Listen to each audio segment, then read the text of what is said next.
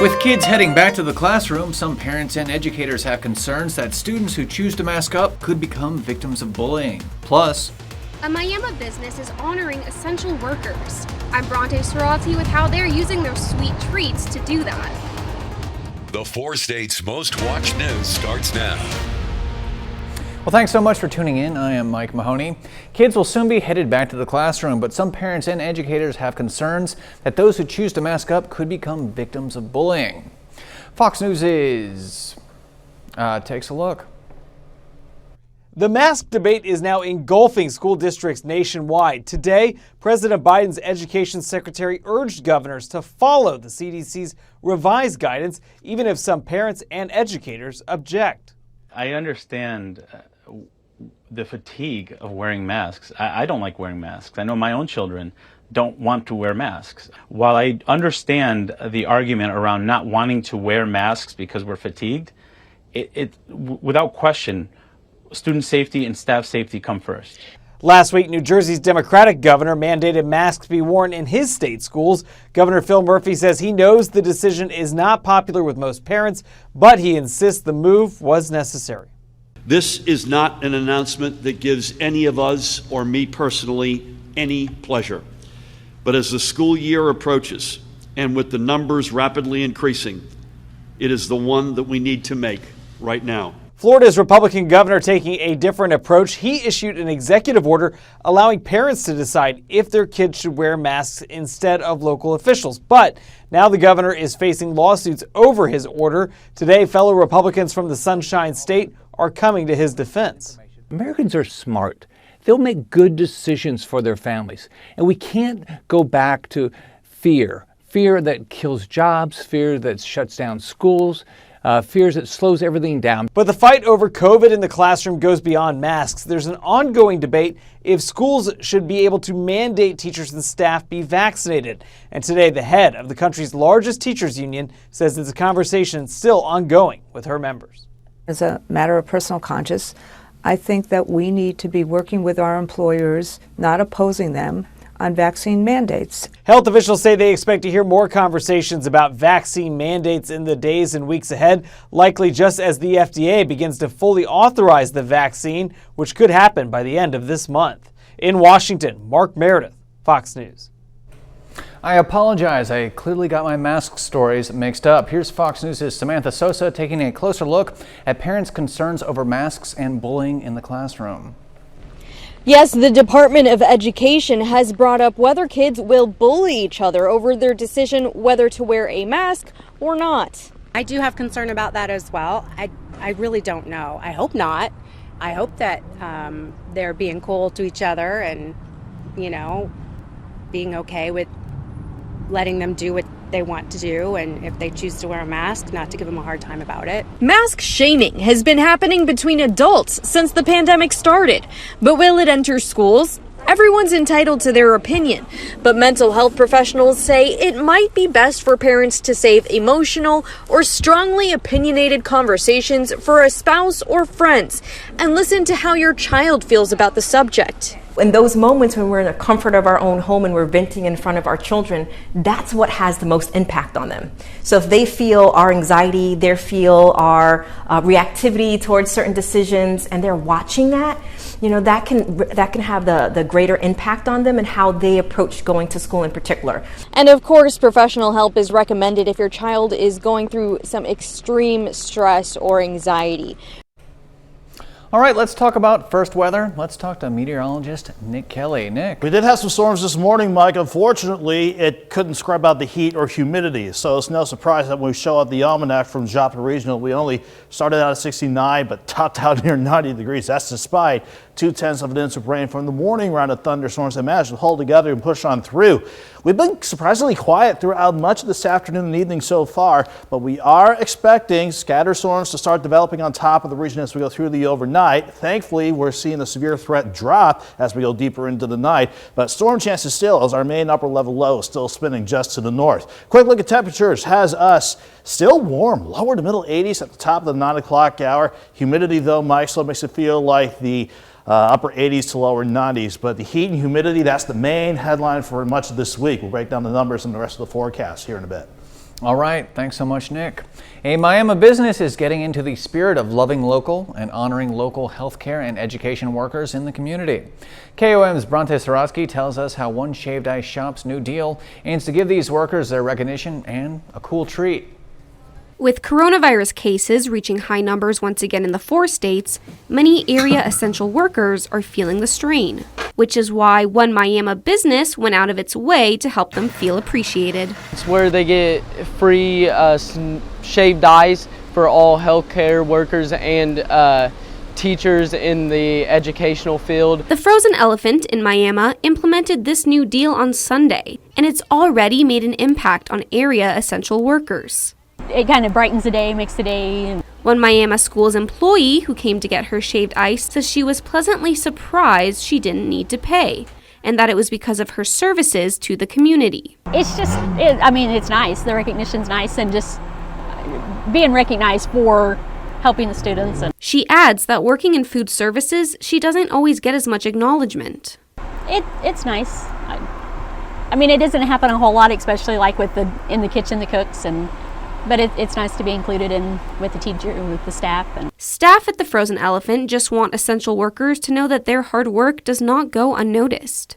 A little goes a long way, if it can be something that just slightly brightens their day, like, oh, nice, it's hot out, they get a little bit of a relaxing treat. The business says they just want school and medical staff to know that they are appreciated in the community. It's just a small way that we can show our appreciation to the medical field and the teachers. It's just something small that lets them know that we appreciate them and all that they do. In Miami, Bronte Sorotsky, KOAM News. We've got an update to a story we brought you last night. Officials with the Ed Emery for Congress campaign released a statement today on Emery's death. Emery passed away around 9 p.m. Friday night at University Hospital in Columbia following a heart episode. The campaign announced in a statement that visitation will be held Tuesday, August 10th from 6 to 8 p.m. at the Daniel Funeral Home in Lamar. The funeral will be held at 10 a.m. on Wednesday at the First Baptist Church in Lamar. Cards and condolences can be sent to 1189 East Highway C in Lamar. It's now time to honor one of our many 4-state heroes. Tonight, we pay tribute to Burl Erickson of Chanute, Kansas. Burl served in the U.S. Army and he fought in World War II, including the Battle of Normandy. Thank you, sir, for your service and for fighting for freedom. For more information on all our 4-state heroes or to nominate your own, just log on to komnewsnow.com. We'll be right back with meteorologist Nick Kelly and another look at your weather. Plus, the Dixie Fire continues to cause destruction in Northern California. We've got an update on the massive blaze right after weather.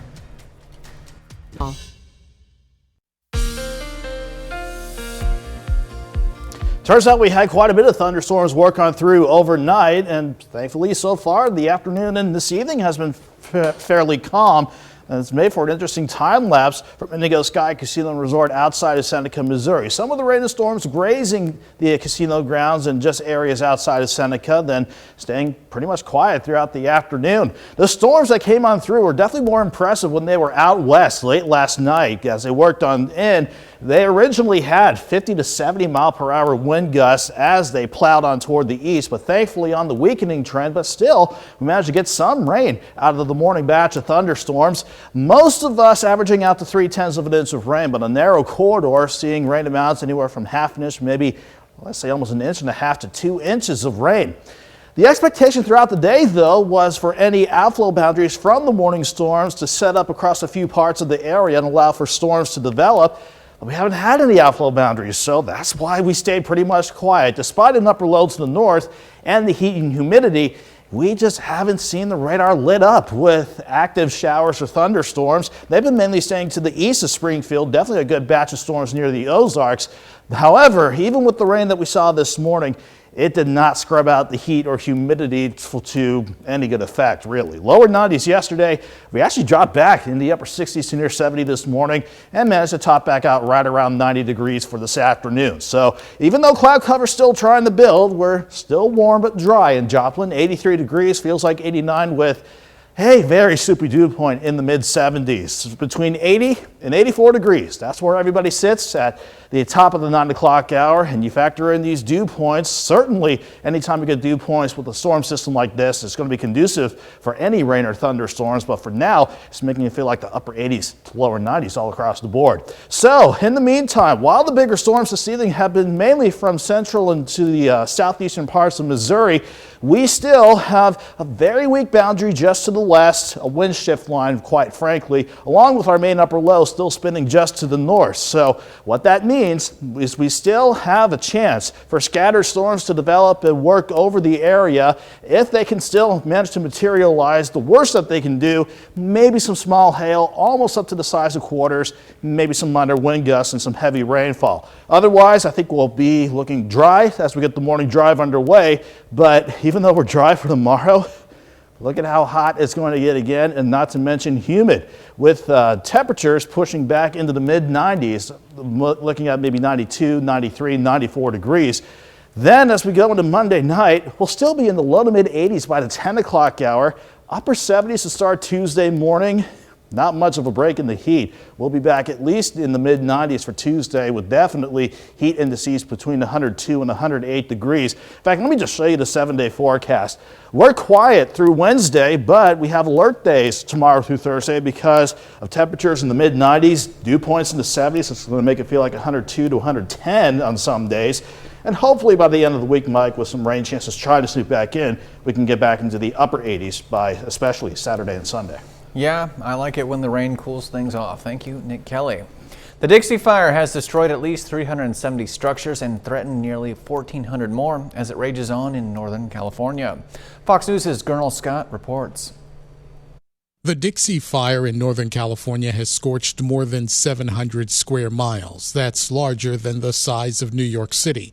And it's leveled the historic Gold Rush era town of Greenville. The Plumas County Sheriff's Office says at least 5 of the town's residents are still missing, and search efforts are underway. Thousands of people have been forced to leave the area. Police and everything came through with sirens and everything, and they were telling us to evacuate now. On Saturday, Governor Gavin Newsom was in Greenville assessing some of the damage. Utility Pacific Gas and Electric says a tree fell on one of its power lines, possibly starting the Fly Fire that merged with the much larger Dixie Fire. Their life is now forever changed, and all I can tell you is I'm sorry. The Dixie Fire started in the same place as the devastating Camp Fire from 2018.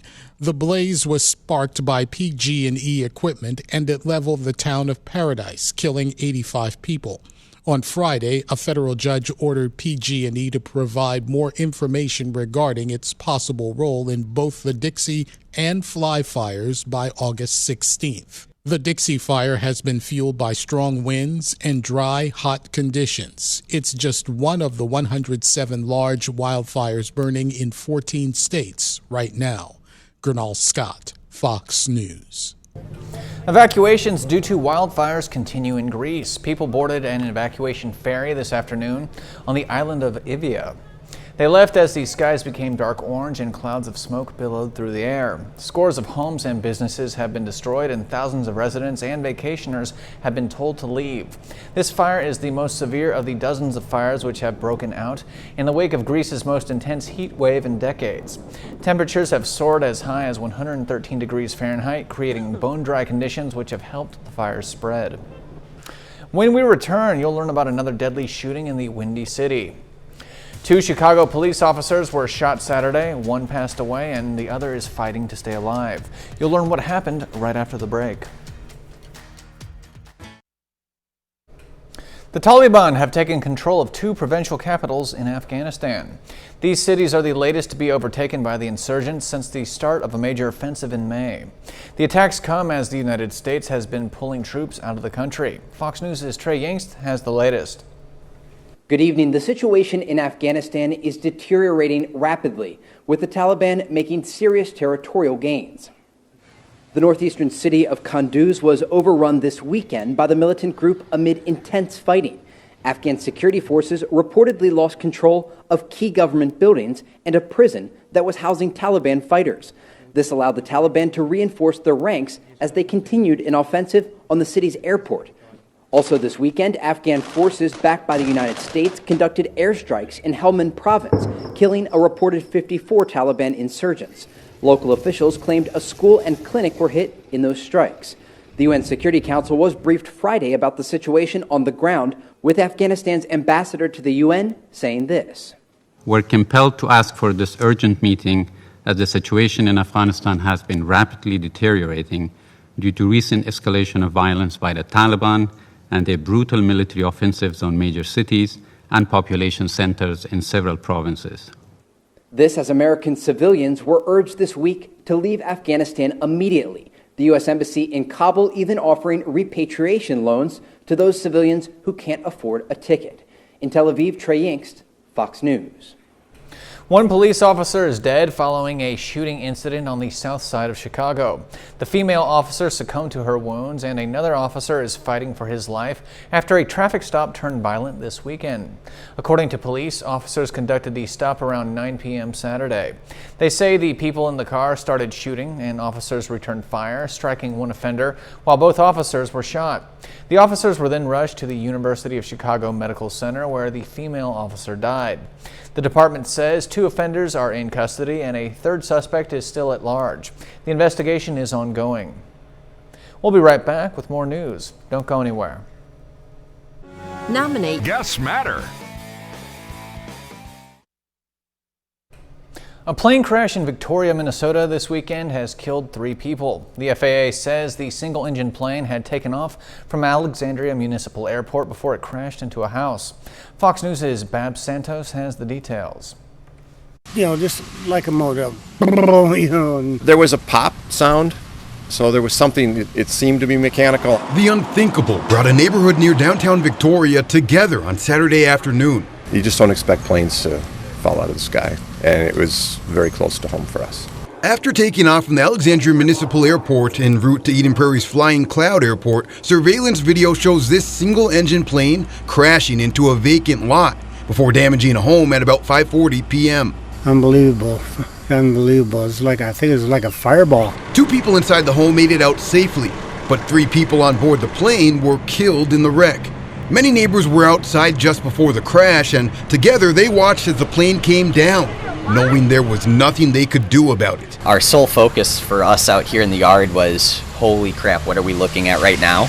And then the next thing I remember hearing was the impact and the big plume of smoke. Before crashing, eyewitnesses say the plane appeared to fall apart in the sky. So the whole plane was twirling, the wings were battered up like it had hit something or they were being ripped off. They were totally messed up, and that was making the plane just spiral. Neighbors shared these photos with us of debris they found scattered throughout their yards before the crash farther down the road. It was so fast, unbelievably fast. It came right in, the sound. Quite a bang, so it kind of shook us up. 5 people were injured after a pickup truck crashed into a Waffle House restaurant in Tampa, Florida today. One of the victims included a child. When first responders arrived at the scene, the pickup was inside the restaurant. The child and 1 adult were taken to a local hospital with serious injuries. There was no immediate word on what caused the crash. When we return, we've got the latest on the scandal engulfing New York Governor Andrew Cuomo. New York Governor Andrew Cuomo's lawyers are firing back at elected officials calling on the governor to resign. I'm Alex Hogan in New York. I've got the details coming up.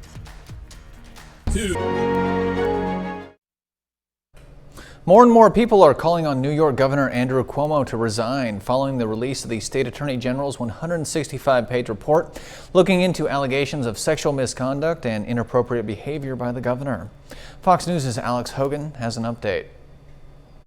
New York Governor Andrew Cuomo is facing calls to step down even from many of his own party, but not everyone is in support of his removal. A rally in New York City on Saturday comprised mostly of women showing solidarity with the governor. The New York State Attorney General's office releasing a report concluding Governor Cuomo sexually harassed 11 different women who worked for him. The Albany County Sheriff's Office also announcing Saturday a criminal complaint has been filed against the governor. His supporters say more investigation needs to be done into those claims. Her announcement should have mentioned that the governor was presumed guilty Not guilty. Critics of the governor are continuing to sound off, including one of the accusers herself. The woman listed in the 165-page report as executive assistant number 1, speaking out exclusively to CBS and the Albany Times about filing her criminal complaint against the governor. What he did to me was a crime. He broke the law. Governor Cuomo's lawyers are calling on the Attorney General's report, saying it is unfair, while casting doubt on some of the accuser's stories. New York State Attorney General Letitia James is defending the report. Governor Cuomo was keeping a low profile this weekend, photographers only catching him walking his dog. While he stayed quiet about the developments this week, his critics have been anything but quiet. It's very important that the State Assembly and State Senate start the impeachment hearings with alacrity as quickly as possible. So far, Governor Cuomo is showing no indication he intends to resign. He could face a potential impeachment and removal if he decides to stay in office. In New York, Alex Hogan, Fox News. Apple says it will now begin to alert law enforcement when its devices are used for illicit child material. The tech giant says exploitation images such as child pornography, when used by its devices such as iPhones or loaded to the iCloud, will be reported to law enforcement agencies with the help of a new detection system. Apple says the program guards privacy concerns, but some users are skeptical. Stay right there. We've got a lot more news headed your way, as well as another look at your weather with meteorologist Nick Kelly and your KOAM Sports Report with Danny Terzer. That's all coming up right here on your KOAM News at 9 on Fox 14. And still to come, we are headed to the Big Apple, where active military and veterans and more were honoring the victims and first responders of 9/11. Plus, Joe and Jill Biden have high praise for America's Olympic athletes, and they let them know it during a virtual reception. That's coming up in just 2 short minutes.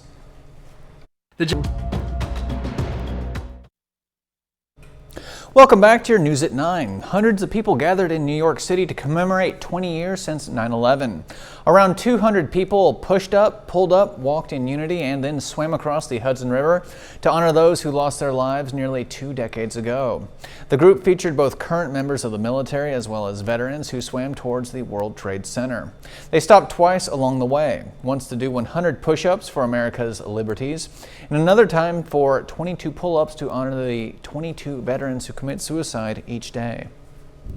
It's important that we remember the losses that many families and many people experienced. It's also important that we honor those who responded to the tragedy, who responded their nation's call to service, and especially those who did not make it home.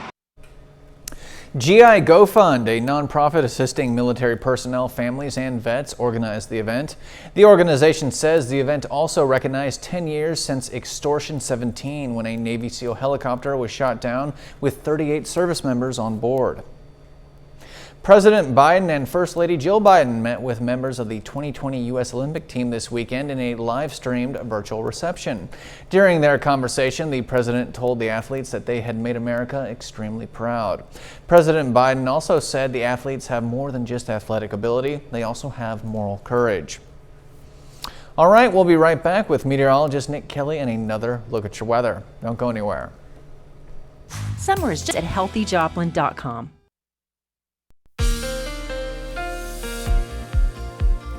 We kept surprisingly quiet throughout the course of the day, a nice break after we had a good round of showers and thunderstorms roll on through this morning. You can see how it skirted around the casino grounds of Bendigo Sky outside of Sandacup, Missouri. Wet pavement a little bit earlier today, but we managed to keep things dry, thankfully, as the storms that passed on through. Turns out they didn't leave behind any outflow boundaries or any localized areas at the surface to encourage the moisture to lift up throughout the afternoon. So that's why we kept pretty quiet throughout the afternoon and the evening so far. But so far, with the rounds of rain that we've seen today, mainly this morning, it resulted in 3/10 of an inch with a good corridor across southeast Kansas along and north of 400, pushing between ½ an inch to almost 2 inches of rain. So again, it was nice that we were able to keep quiet this afternoon and evening, but some ingredients upstairs are finally starting to come together now. We're seeing a few more isolated showers popping up closer to Table Rock Lake, but we're going to have some more isolated the widely scattered areas of storms fill in overnight. Thankfully, any threat that we have for severe weather is really on the downward swing, which is a good thing. What's not a good thing, these heat advisories. They'll take us into 9 o'clock tomorrow night because even with the rain chances for today, we do not see the heat and humidity being scrubbed out as we head into a new work week. But at least it looks nice now for 7th and Range Line. 83 in Joplin, feels like 89 though, thanks to a soupy dew point of 74 degrees. We have 78 in Niles, 79 in Monette, the only cool spots, and I air quote cool spots on the board. Well, everyone else is mainly in the lower to middle 80s, but with those dew points pretty high still, feels like the upper 80s to near 90 in a few spots, even late on this Sunday night. Looking at the bigger picture though, we're still waiting for some more isolated scattered storms to fill in overnight because we still have this very weak wind shift line that's trying its best to get something going over the next hour or two. But as long as we still have the heat and humidity coming together in place, along with this upper low, it hasn't left the area yet or hasn't moved far enough away yet. This is still going to try to fire off some isolated scattered storms overnight, while everybody else will definitely see a warm night with lows back in the mid 70s. If these storms can still materialize, they could be pretty strong with hail between the size of dimes and quarters and some minor wind gusts, but we should not see a whole lot in terms of severe weather. And then the rest of the day tomorrow, just looking flat out hot and humid, even though we'll be dry for much of the day. So aside from a stray storm in the morning, we'll start at 74, 88 by noon, highs topping out near 94. By 10 o'clock tomorrow night, we'll still be in the mid 80s. We'll only drop back to about 77, 78 for Tuesday morning before we go right back into the mid 90s.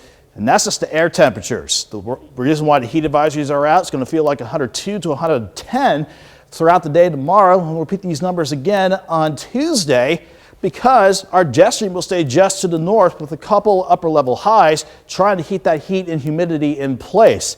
This is going to be our main setup until we see a more northwesterly flow in the jet come in on Saturday. Hopefully that can give us a better shot for some rain and storms and maybe a little bit of a downward trend in temperatures by the end of next weekend. But 94 tomorrow, 95 Tuesday and Wednesday, these alert days, Mike, all because of the heat and humidity in place, and hopefully we'll be back in the upper 80s by Saturday. All right. Hey, Nick, check this out. I think I found a job I could actually be good at. NASA is looking to hire people to pretend to live on Mars. They say it's actually better than it sounds. Would-be astronauts can now apply for one of 4 positions to be a live-in astronaut at the Mars Dune Alpha habitat at the Johnson Space Center. It's a paid position that lasts a year. The mission will try to simulate problems that astronauts might encounter getting to and living on the red planet. And it's not just a house-sitting job. They are looking for someone with a master's degree in a STEM field and a minimum of 1,000 hours piloting an aircraft. I guess I'm disqualified. The project kicks off next fall and applications are now being accepted. Sending an actual human to Mars may still be 3 to 4 decades away. All right, stay tuned, sports fans. We'll be right back with Danny Terzer and your KOAM News at 9 Sports Report. Young Sheldon joins the... Everyone can afford furniture at Import Warehouse.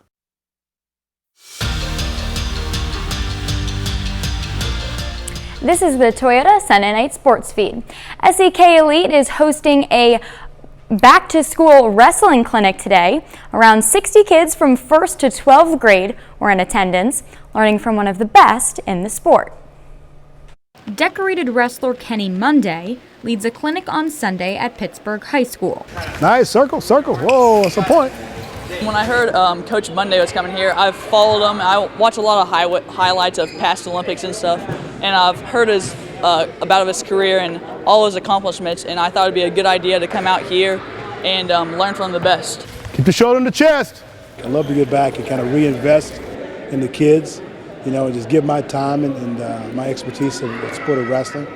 Monday is a world champion. He is also a 3-time Olympian, winning gold in the 1988 Games in Korea. I think I'm going to learn technique that an Olympic champion has used, and I can add it to my repertoire and hopefully use it in matches for my high school career. Being an Olympic gold medalist, it kind of gives me a platform to kind of get out and see a lot of the kids and just kind of sell the dream. You know, sell the dream. I had a dream when I was a kid, 10 years old, to be an Olympic champion. And so that dream came in reality. Run those feet! Run those feet! Monday hopes to teach young wrestlers new skills on the mat and in life. He has a great mentality. He started us off by telling us that our mentality is the best thing like a wrestler can have? You know, wrestling is such a great sport, right? You know, the characteristics that you learn from wrestling, the discipline, you know, the hard work, you know, the teamwork, it really goes a long way, right? And so it's really just good for kids. Monday has been coaching since he retired from wrestling in 1996. He travels all over the world speaking and offering camps. The Missouri Southern Lions have taken the next step in preparing for the fall season. They are finally back on the field for fall practices. It's a young team this year with over 70 newcomers. They also have a new head coach in Atiba Bradley. He was hired in February. The Lions season opener is quickly approaching, and the entire team is eager to kick it off. It feels like this day has been coming forever. You know, I blink and it doesn't seem real that it was only 6 months ago that I was hired. It almost feels like a decade, but we're excited. The kids are excited. They have a lot of energy. They're flying around and they're just ready to get better. There's so much you can do in the summer. There's so much you can do in the spring, but it's go time now, so we're ready to get started. The Cardinals and Royals finish out a series tonight. The Cards won the first two, so they go for the sweep. They'll take an early lead. Dylan Carlson goes deep to make it 1-0. The same score in the fourth. The bases loaded for the Royals. Michael A. Taylor RBI single to tie the game. Royals widen the lead. Taylor again gets a base hit out to left. The throw home is no good. Hunter Dozier scores to make it 4-1. Momentum flips now. Cards find their rhythm. Paul Goldschmidt gets a hit to right to score 1.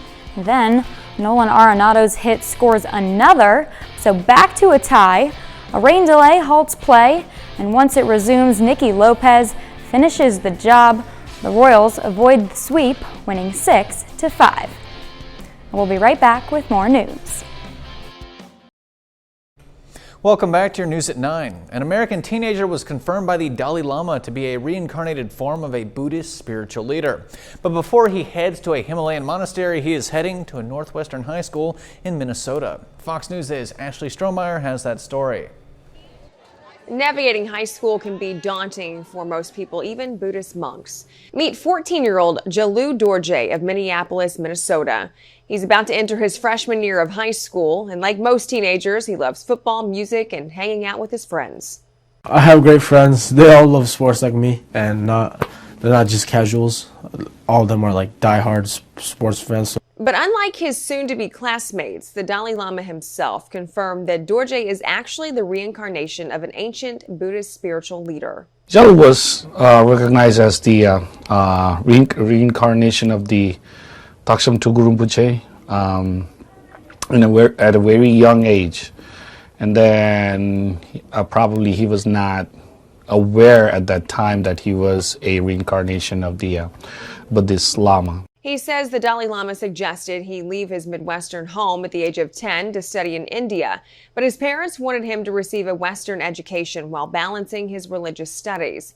So while he'll be writing research papers and doing science homework, Dorje will also continue practicing the Tibetan language and learning traditional ceremonies. I want to be a leader of peace, like Dalai Lama or Gandhi or someone like that. He's already excelling, making his mentors very proud. He not only speaks Tibetan properly, he is also well versed in prayers and ritual practices, such as ringing bells and drums. Dorje says he will always put religion first, but if you're wondering what subject he's most looking forward to learning this fall, it's history. Ashley Strohmeyer, Fox News. Hey, this is pretty interesting. A possibly undiscovered species of jellyfish was captured on camera during an NOAA dive in the Atlantic Ocean on July 28th. This footage uploaded to Facebook shows the jellyfish bobbing in the water. According to NOAA Ocean Exploration, this jellyfish was one of, quote, several potentially undescribed unknown animals encountered during the last dive of the 2021 North Atlantic Stepping Stones expedition. We're not done yet here on your KOAM News at 9 on Fox 14. And when we return, a classic from TV's past is coming back to Fox. We have got a sneak peek at the new Fantasy Island series. When we return, that story and more are next.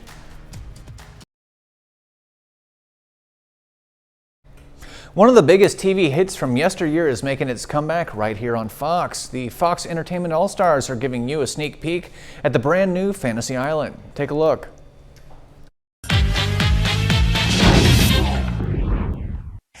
I'm Fox Entertainment All-Star Jake Hamilton. It was a television staple in the 70s and the 80s, and now Fantasy Island is back for a fresh new reboot. And I sat down to talk with the stars about how they paid tribute to the original, but also looked to the future. I'm Elena Rourke, your host. Welcome to Fantasy Island. The island is ready to welcome you back. It's been over 35 years since Fantasy Island ended, and now Fox is bringing us back to paradise with their fresh new continuation of the story. I transform people's lives, almost always for the better. I'm you! I'm you! She face-offed us! This isn't face-off, She freaking fronted us! I spoke with the stars of the new reboot about paying tribute to the original and what fresh new aspects of the show they would have loved to have shown the late, great Ricardo Montalban, Mr. Rourke himself. How do you feel that is a woman? Yes! And they were female! I think you'll love it. I think he would love it. It's so beautiful. It's still so much magic to it. It's still got that fun fantasy side of it, Fantasy Island. They kept it within the family, you know. He's my great uncle, so it could have been they just found a new person to be the steward, and the fact that they kept the legacy of the bloodline, you know. So he's actually a family member that takes over. I think is very clever. Yeah, I think that's what some of the winks that we do to the original. I think is what's cool, stuff like that. Yes. You know what I mean? So I think he would have loved that. Unlike the original series, which was shot mostly on a soundstage in Burbank, California, this new series was shot entirely on location in beautiful Puerto Rico, something the actors say actually helps with their performances. It's hard to believe that the original was shot on a soundstage, like what they did. But yeah, being actually on location makes such a difference. Imagine now we're in Puerto Rico. 90% of it is outdoors, is exteriors. Puerto Rico is like, it's a paradise, you know, it's a beautiful place. So it feels like it's like a fantasy. While the series continues the Fantasy Island story with fresh new twists and turns, there are plenty of throwbacks to the original. The white suits, the red Jeep, and yes, everyone wanted to say that iconic line. Is there a part of you deep down that goes, I really hope it's me? Yeah, I mean, I did. Sure, yeah. Who says it? I don't even remember. And I don't know. I think we heard it so much from the crew, like all the time. Every time a plane went by, which happens a lot. Was every 5 minutes in Puerto Rico. It was Rio Grande. This town in Puerto Rico called Rio Grande, and there's like a little private airport. So we were interrupted by these little planes all day long. So it was like a joke, like the plane. Every time there was a. How long until that joke gets really old? Like by season 4, are you guys be like, yes, no, we did it, yes. No, it got old after 3 episodes. You can check out the premiere of Fantasy Island on Tuesday, August 10th, only on Fox. For the Fox Entertainment All-Stars, I'm Jake Hamilton. We are going to end tonight on a bit of a sad note as we say goodbye to an actress who was a fan favorite for decades. Markie Post, who played the public defender on the 80s sitcom Night Court, has passed away after a long battle with cancer. She appeared on many other hit shows, including the original Fantasy Island, The Love Boat, The A-Team, Cheers, Scrubs, and even the movie There's Something About Mary. Markie Post was 70 years old. Well, thanks so much for wrapping up your weekend with us. We'll see you next week for more KOAM News at 9 on Fox 14. Have a great night. Stay safe out there.